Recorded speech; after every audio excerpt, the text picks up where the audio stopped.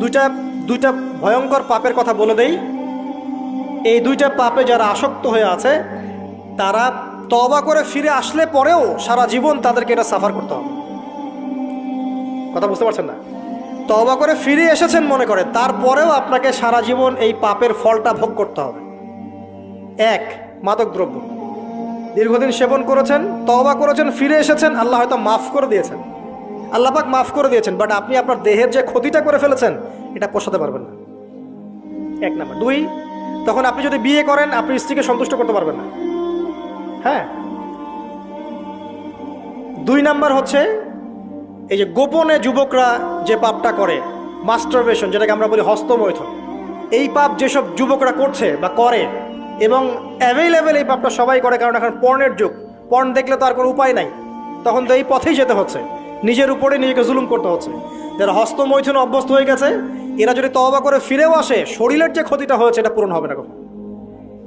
দেখেন, আমার মতো বয়সে, আমার চেয়ে প্রায় 10 বছর বয়স আগেই তারেক বিন জিয়াদ স্পেন জয় করেছিল। আমার যে বয়স এখন চলছে 30 পার হয়ে গেছে, এর চেয়ে আরও প্রায় 10 বছর আগে মুহাম্মদ বিন কাসিম এই সিন্ধু জয় করেছিল। এখন যে ইসলাম আপনি ভোগ করছেন এটা তাদের ফল, তাদের এই জিহাদের ফল। তো এখন আমাদের এই যে 20 বছর 30 বছরের যুব সমাজের দিকে তাকায় দেখেন, একবার তাকায় দেখেন, চেহারাগুলো একটু দেখেন, চেহারা দেখেন, এক একটা চেহারা দেখেন, চেহারায় নূর নাই, নষ্ট হয়ে গেছে, নামাজ নাই, চোখগুলো বসে যাচ্ছে, কারণ সারা রাত জেগে থাকছে, ওই যে টিকটক টিকটক টিকটক সারা রাত। হ্যাঁ, সারা রাত ফোনে, সারা রাত গল্পগুজব।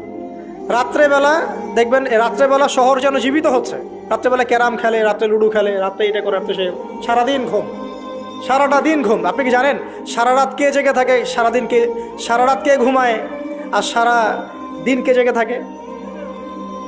সারা রাত জেগে থাকে কুকুর এবং সারাদিন ঘুমায় কুকুর। আর দেখবেন আপনি বিড়ালকে দেখবেন, ও কিন্তু রাত্রে ঘুম এবং দিনের বেলা সে অ্যাক্টিভ। পাখিকে দেখবেন, পাখি সন্ধ্যা হলো একদম ঘরে, যেই সূর্য ডুববে পাখি একদম ঘরে, দেখেন না, পাখি ঘরে। আর যেই ফজর হবে পাখি বের হয়ে গেল। আর আল্লাহ রাসূল সাল্লাল্লাহু আলাইহি ওয়াসাল্লাম হয়তো বা এই কারণেই, আল্লাহ ভালো জানেন, তিনি বলেছেন এমন কিছু মানুষ জান্নাতে যাবে যাদের মনটা হবে পাখির মতো। সুবহানাল্লাহ। দেখেন পাখি কি করে, একদম সন্ধ্যা হলো ঘরে ঢুকে গেল, যেই ফজর হবে একদম ফজরের আগে আগে সে বের হয়ে গেল। তো পাখির মতো হওয়ার চেষ্টা করেন, পাখির মতো লাইফস্টাইলে আসেন এবং